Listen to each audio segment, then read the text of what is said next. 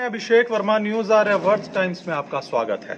मैं फिलहाल मौजूद हूं पानीपत के एक छोटे से गांव नांगलखेड़ी में, और मेरे पीछे आप ये घर देख रहे हैं।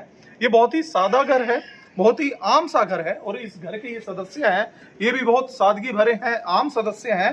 और इस घर में रहने वाली एक महिला है, वो भी बहुत आम है, पर उन्होंने जो काम किया है वो आम काम नहीं है, बहुत ही एक गर्व वाला एक काम किया है।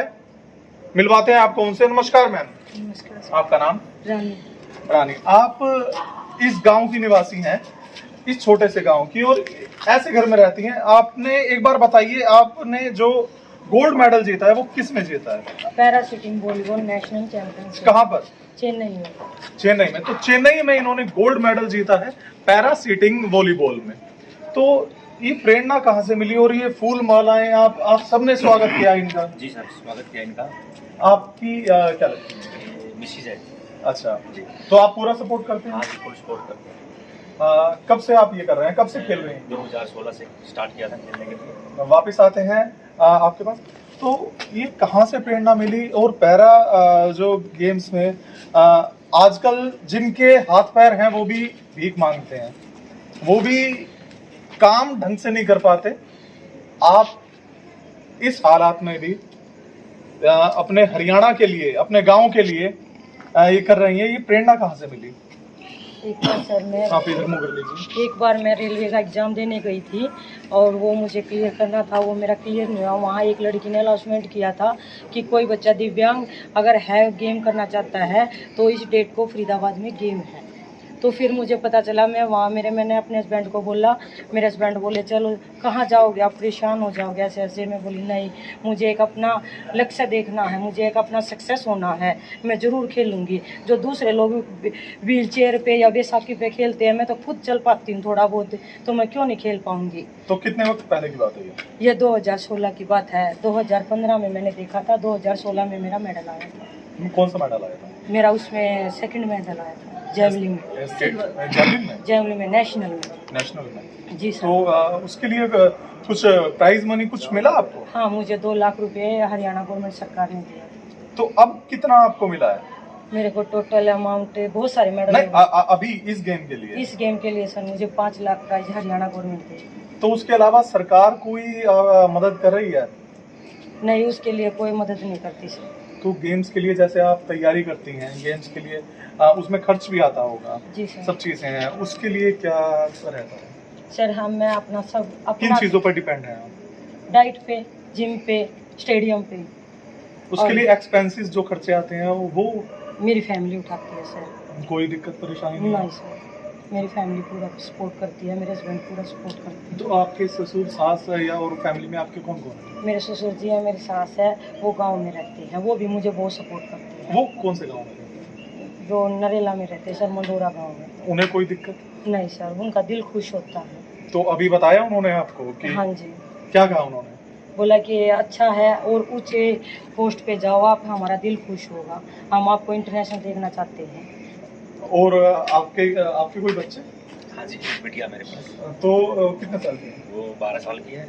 वो क्या कहती हैं कि अपनी वो भी मम्मी को देख के वो उत्साह फील करती है, और वो भी मतलब गेम के करने के लिए उत्सुक है, तो हम उसको पूरा सपोर्ट करते हैं। दोनों पूरा सपोर्ट है? बिल्कुल, पूरी फैमिली। जैसे कि कहते हैं कि महिलाओं को आगे नहीं बढ़ने दिया जाता, आप इसके लिए आप इसको कितना इस बात से सहमत हैं? मैं सर इस बात से बहुत सक्सेसफुल हूँ कि ये लोगों की सोच है कि महिलाओं को आगे नहीं बढ़ने दे रहा, लेकिन आज के फील्ड में देखें तो महिला आदमी से ज़्यादा हर फील्ड में आगे निकलती है, और वो सक्सेस भी है। वो सक्सेस तब होती है तब फैमिली उनको सपोर्ट करती है। तो अगला लक्ष्य क्या होने वाला है आपका? अगले लक्ष्य सर मेरे को ओलंपिक खेलना है। अब इंटरनेशनल के लिए मैं सिलेक्ट हुई हूँ, बेस्ट प्लेयर रही हूँ सर, हरियाणा टीम की कैप्टन रही हूँ। अब मेरा साई में अगले मंथ कैंप है। कितने दिन का?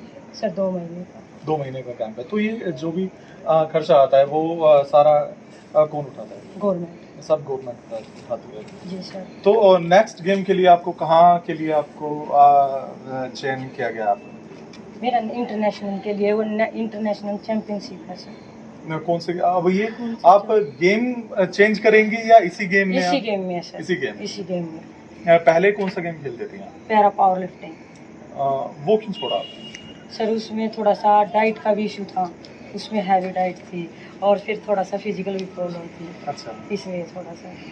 तो क्या सपने हैं आपके, मतलब आप उन लड़कियों को क्या कहना चाहेंगी जो आप गांव से होने के बाद भी अपने सपने पूरा कर रही हैं, और कई जगह ऐसी हैं कि शहरों में भी आजकल लोग नहीं निकलने देते या इस चीज़ को मानते हैं कि ना आगे बढ़ने दिया जाए या थोड़ा सा एक लगाम कसी जाए, इस चीज़ को आप क्या कहना चाहेंगे इस बात पर? देखो सबसे पहले तो सपोर्ट फैमिली की होती है, अगर फैमिली भी सपोर्ट नहीं कर पाती तो लड़की को अपने आप पे डिपेंड होना पड़ता है कि मैं क्या नहीं कर सकती।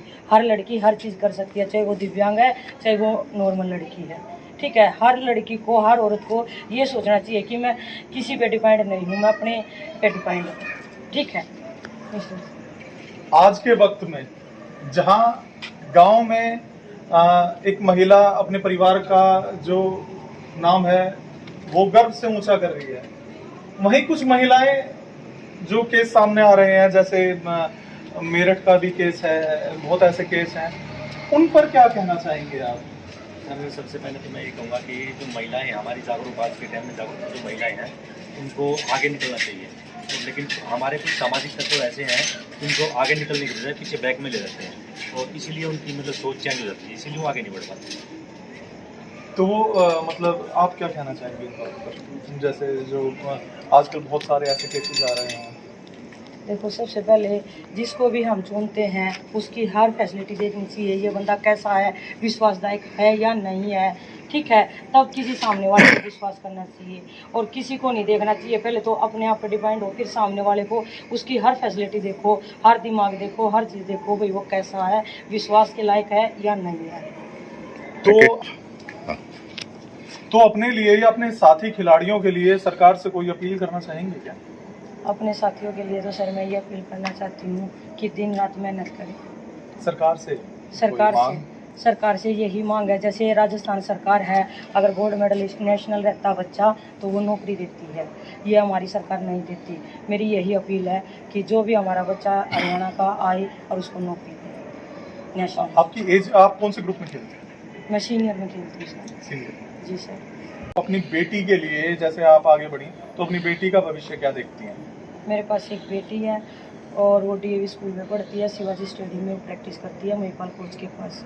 मेरा मन है कि वो इंडिविजुअल गेम करे और उसमें तो क्या आप ये अपनी जिम्मेदारी या अपना कोई सपना उस पर थोप रही हैं?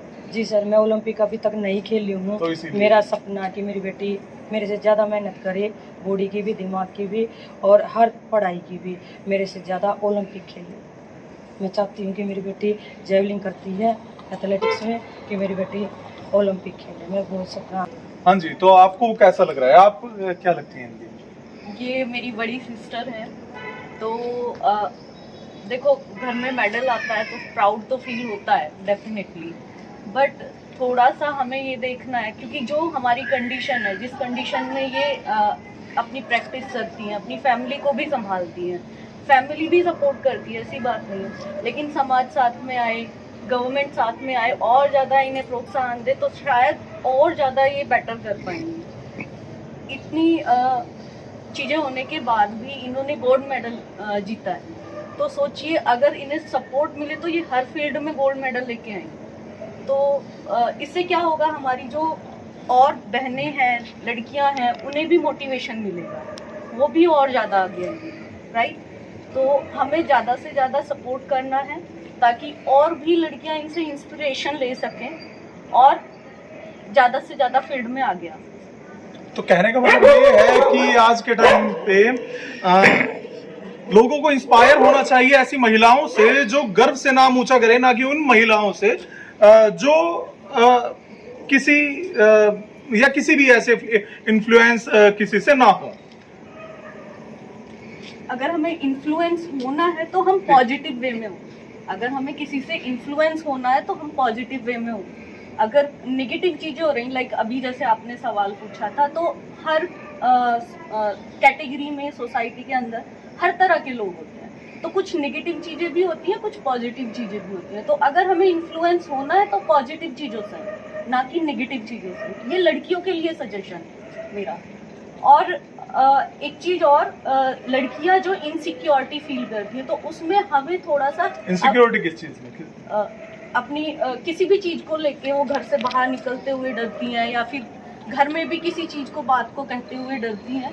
तो हमें थोड़ा सा सबकॉन्शियस माइंड से सोचना होगा, कॉन्शियसनेस के साथ चीज़ें देखनी होंगी कि कौन सी चीज़ें हमारे लिए सही हैं और कौन सी गलत है, क्योंकि चीज़ें कहीं भी हो सकती हैं आपके साथ, कहीं भी कभी भी हो सकती हैं। तो हमें थोड़ा बदलाव जरूरी है। यस, हमें उन चीज़ों को ध्यान में रखते हुए खुद को आगे लेके चलना है कि हम नेगेटिव चीज़ों में ना जाए, हम पॉजिटिव वे में जा सकते हैं। Thank you.